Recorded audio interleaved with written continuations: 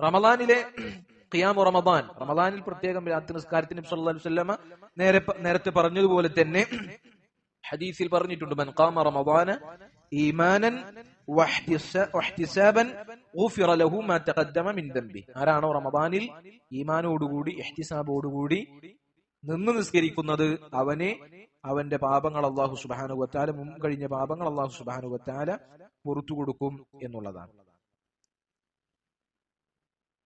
റമദാനിന്റെ രാത്രി നിസ്കാരവുമായി ബന്ധപ്പെട്ട് നമ്മൾ മനസ്സിലാക്കേണ്ട ഒരു കാര്യം, നബി സല്ലല്ലാഹു അലൈഹി വസല്ലം അത് പഠിപ്പിച്ചത് പള്ളിയിൽ ജമാഅത്തായി നിസ്കരിക്കുവാനാണ്.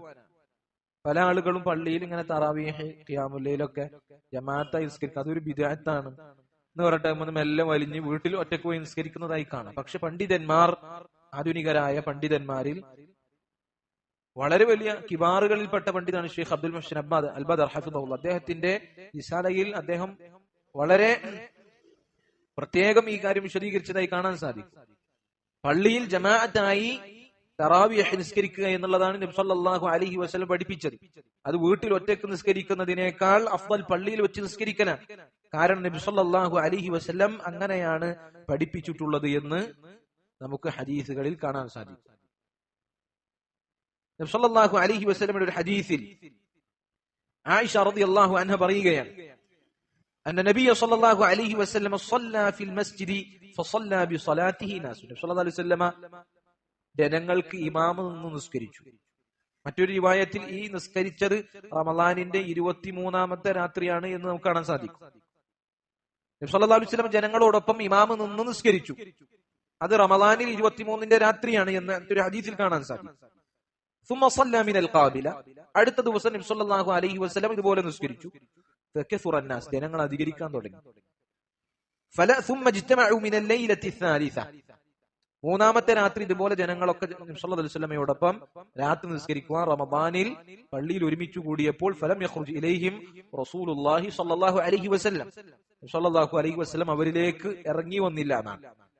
ഫലമ്മ അസ്ബഹ, നേരം പുലർന്നപ്പോൾ നബി സല്ലല്ലാഹു അലൈഹി വസല്ലം പറഞ്ഞു, ഖദ് റഅയ്തു അല്ലദീ സനഅതും. നിങ്ങൾ നിസ്കാരത്തിന് വേണ്ടി ഒരുമിച്ച് കൂടി വന്ന പ്രവർത്തനം ഞാൻ കണ്ടിട്ടുണ്ട്.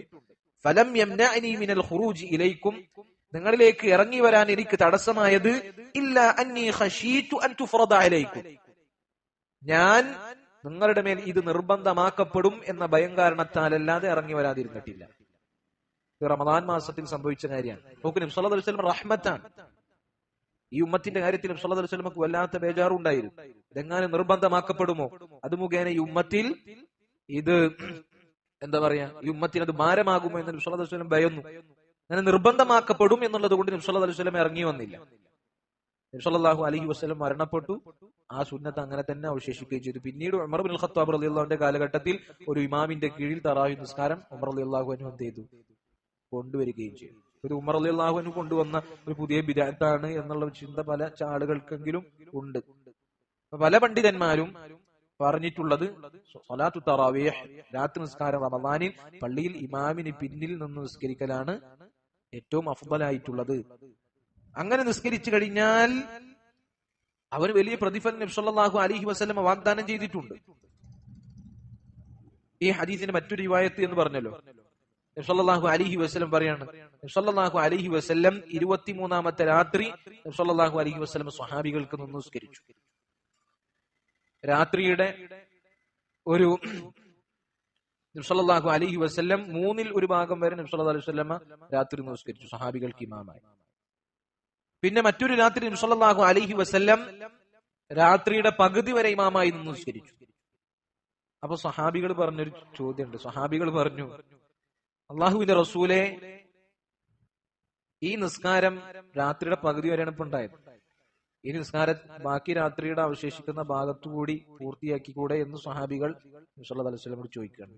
അപ്പൊ നബി സല്ലല്ലാഹു അലൈഹി വസല്ലം പറയാണ്, ഇദാ സല്ല മഅൽ ഇമാമി ഹത്താ യൻസരിഫ കുതിബ ലഹു ഖിയാമു ലൈലത്തിൻ.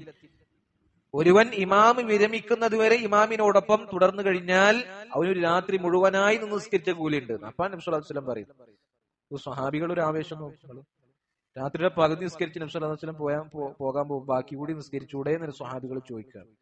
അപ്പൊ നബി സല്ലല്ലാഹു അലൈഹി വസല്ലം പറഞ്ഞു കൊടുക്കുകയാണ്, ഒരാൾ ഇമാമിനോടൊപ്പം അദ്ദേഹം വിരമിക്കുന്നത് വരെ തുടർന്നു കഴിഞ്ഞാൽ ആ രാത്രി മുഴുവൻ നിസ്കരിച്ച കൂലി ലഭിക്കപ്പെടുന്നു. അപ്പൊ വീട്ടിൽ പോയി നിസ്കരിക്കണവർക്ക് ഈ കൂലി ഉണ്ടാകൂല. ഇത് ഇമാമിന് പിന്നിൽ ജമാഅത്തായി തറാവിയെ പള്ളിയിൽ വെച്ച് നിസ്കരിക്കുന്ന ആളുകൾക്ക് മാത്രമേ ഈ പ്രതിഫലം ഉണ്ടാകുള്ളൂ. മറ്റുള്ള ആളുകൾക്ക് ഈ പ്രതിഫലം കരസ്ഥമാക്കുവാൻ സാധിക്കുകയില്ല എന്ന് നമുക്ക് കാണാൻ സാധിക്കും. അപ്പോ മുൻഗാമികളായ ആളുകൾ ഫജ്ർ വരെ നിസ്കരിച്ച സംഭവം നമുക്ക് കാണാൻ സാധിക്കും. നിസ്കാരത്തിന്റെ ദൈർഘ്യം കാരണം ഞങ്ങൾ വടിയിൽ കുത്തി നിന്നിട്ടാണ് നിസ്കരിക്കാറ് എന്ന് സഹാബികൾ പറഞ്ഞിട്ടുണ്ട്. അതുപോലെ തന്നെ ചില സഹാബികളെ കുറിച്ച് ഫജ്ർ വരെ പള്ളിയിൽ നിന്ന് നിസ്കരിച്ചതായി റിപ്പോർട്ടുകൾ നമുക്ക് വായിക്കാൻ സാധിക്കും. അപ്പൊ അത്രയും ഖിയാം റമദാൻ മാസത്തിലെ രാത്രി നിസ്കാരത്തിന്റെ കാര്യം അവർ പ്രത്യേകം ശ്രദ്ധിച്ചതായി നമുക്ക് കാണുവാൻ സാധിക്കും. അല്ലാഹു സുബ്ഹാനഹു വ തആല തൗഫീഖ് നൽകി അനുഗ്രഹിക്കുമാറാകട്ടെ.